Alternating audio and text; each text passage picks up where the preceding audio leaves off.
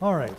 Advertisers are always trying to figure out what will it take to get our attention. All right. So new words, new things get flashed up because we see it all the time. So pretty soon new doesn't mean anything. So it has to be new and improved. Then it has to be better, bigger, instant, whatever it is. Somehow to grab our attention because we get so used to seeing stuff. And it gets more and more extreme to say, how will someone get our attention? All right. So I think Jesus face the same kind of issues. How is his voice going to be heard? Of all the voices being spoken, why would anyone listen to him? And so we find he has got limited time, and he uses different methods to try to connect with people. Sometimes it'd be the miracles, the healings we've been hearing about. The people would say, wait a second, what's going on here? They'd listen. Or he would talk about what's happening in the world around them. A couple weeks ago we heard about how he mentioned how there had been a slaughter of Galileans, and how he talks about that as well. Or maybe it's these engaging stories he tells about a man who's going from Jerusalem to Jericho and he's beaten up by robbers, and who helps him and who doesn't. Or about a father who had 2 sons, or a shepherd who had one lost sheep. And we hear these engaging stories that he tells to try to get people to think differently. Well, today we find him taking yet a different tack. He's going to take an old folk story that they already knew, but give it a new twist, a new meaning. So an old story. There once was a man. Now, people would have known a variation of the story. It was part of Greek mythology. It was part of Egyptian mythology. The rabbis would use stories like these all the time, but everyone sort of knew one version of the story already. It's about people who, from different walks of life, who all of a sudden find themselves in the afterlife, and they meet each other and have a conversation and say, boy, this is not what I thought. Right? So there's lots of stories, folk stories about people who meet after death and looking back at life. Not an uncommon story. It's sort of there's all kinds of stories. It's sort of like if I started to say, a guy who walks up to St. Peter, at the pearly gates. Now, when you hear that, it's going to be a story. You don't think, now I'm going to hear something really factual about the afterlife and how that's going to work. No, we hear something. If someone walks up to the pearly gates and St. Peter's there, we know it's going to be hopefully a funny story or some interesting story, something to make us think a little bit. So that's what Jesus is doing. He says, let me tell you a story about this guy. There once was a man. But Jesus does something different here. He gives us the only story of any of the stories Jesus tells where he gives the people personal names, proper names. None of the rest of his stories does he do this. This one he does. So why out of all the stories he tells, this is the only one where he's got personal, proper names? My theory is that, because he was taking a story that everyone knew from either Greek or Egyptian or whatever the thing was, but he wanted to personalize it, so he gives Jewish names to the 2 guys in the story. So it becomes a story about them. Sort of like if I was telling a joke, I said, 2 guys walk in the bar, Sven and Ole. You guys would say, it's a Norwegian joke, all right? When I was growing up, it was always Polak jokes. Everything was Polak jokes when I was growing up. Or if I said 2 guys walk in the bar, Jose says to Pepe, we'd say, it's a Hispanic joke. Or I'd say, Patrick says to Sean, he'd say, no, it's an Irish joke, right? The names we choose help us identify, who's this about? So Jesus says, these guys, Lazarus and Abraham, they go, those are Jewish names, right? So we know it's about Jewish guys. So anyway, when we hear this story, again, I don't think the point of the story is heaven and hell at all. That's simply where the story takes place. With heaven and hell. So if you're looking for, help me understand how heaven and hell works, I don't think this is your story, right? This is a story that says, what is it that gets our attention? What is it that maybe helps us think about our lives differently? So Jesus says, there once was a man who wore expensive clothes and every day ate the best food. But a poor beggar named Lazarus was brought to the gate of the rich man's house. He was happy just to eat the scraps that fell from the rich man's table. His body was covered with sores, and the dogs kept coming to lick them. The poor man died, and the angels took him to a place of honor next to Abraham. The rich man also died and was buried, but he went to hell and was suffering terribly. He looked up and he saw Abraham far off and Lazarus at his side. He said to Abraham, have pity on me. Send Lazarus to dip his finger in water and touch my tongue, for I'm suffering terribly in this fire. Abraham answered, my friend, Remember, while you lived, you had everything good. And Lazarus had everything bad. Now he's happy, and you're in pain. Besides that, there's a deep ditch between us. No one from either side can cross over. Rich man said, Abraham, then please send Lazarus to my father's home. Let him warn my 5 brothers so they won't come to this horrible place. Abraham answered, your brothers can read what Moses and the prophets wrote. They should pay attention to that. Rich man said, that's not enough. If only someone from the dead would go to them, then they would listen and turn to God. Abraham said, if they don't pay attention to Moses and the prophets, they won't listen, even to someone who comes back from the dead. All right, so that's the story. The question is, what will get our attention? What will move us from complacency?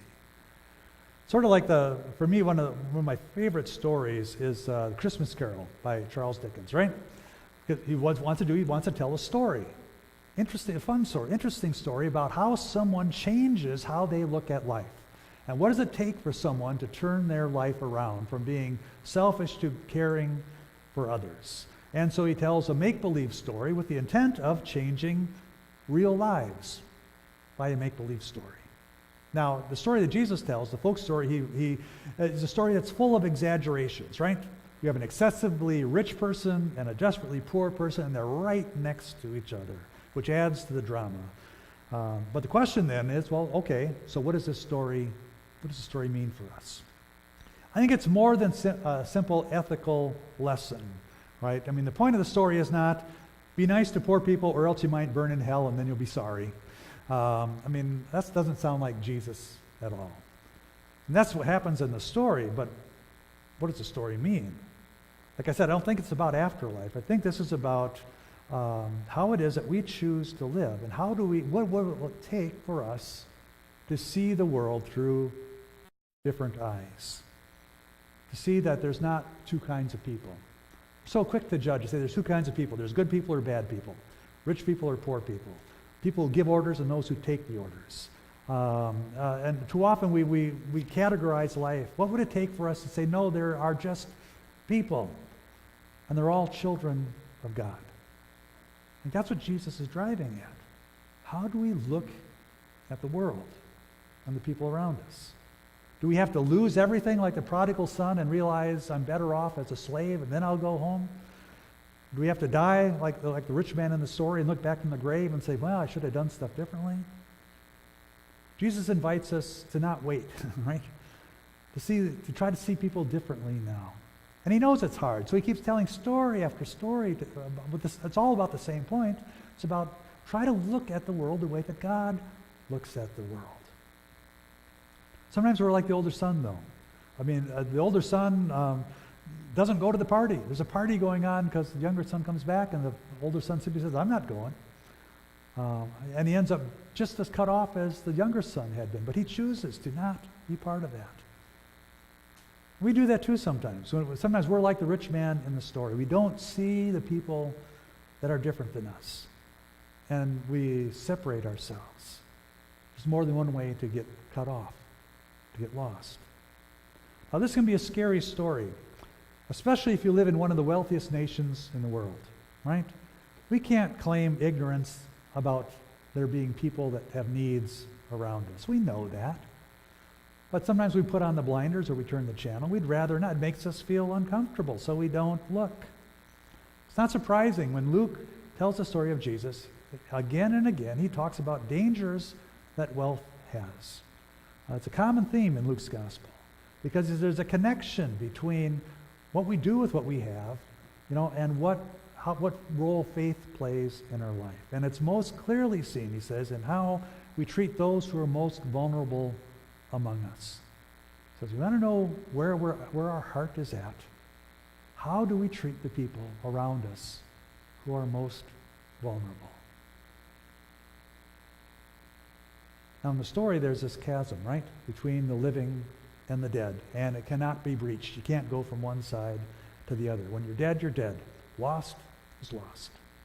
Rich man then says about his brothers who are still alive, he says, well, they still have a chance. Go to them. But they don't listen to the scripture, right? Why is it that they don't listen to the Scripture? It's not because they don't have access to the Scriptures. It's not because they don't understand the Scriptures. It's because they've chosen not to listen. They've chosen to avert their eyes. They don't want to see. They don't want to have to think about that. But then Jesus comes, and he says, are you sure there's no crossing this chasm? Are you sure that dead is dead? The story of the prodigal son. The son was lost, but is found. This son of mine was dead, but now is alive. What if dead isn't dead? What if there is a power greater than the power of death? What if there's a resurrection?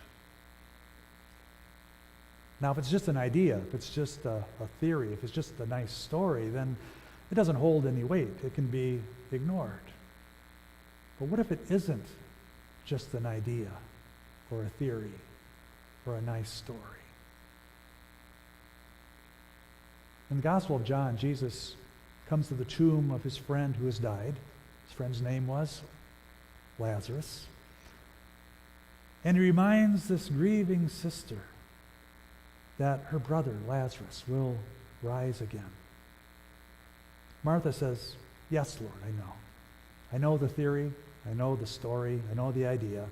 Last day, things will be made right. But Jesus says, wait a second, I'm not talking about someday. I'm not talking about somewhere or somehow. He says, I am the resurrection.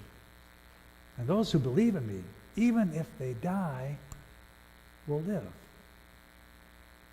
This is the game changer. Right? This is where this thing is leading that I'm talking about. When death is no longer feared, life looks different. We don't have this need to collect things and attach our stuff to things. We know there's something that will last much longer after all the things are gone. We begin to see people differently. It's not them and us.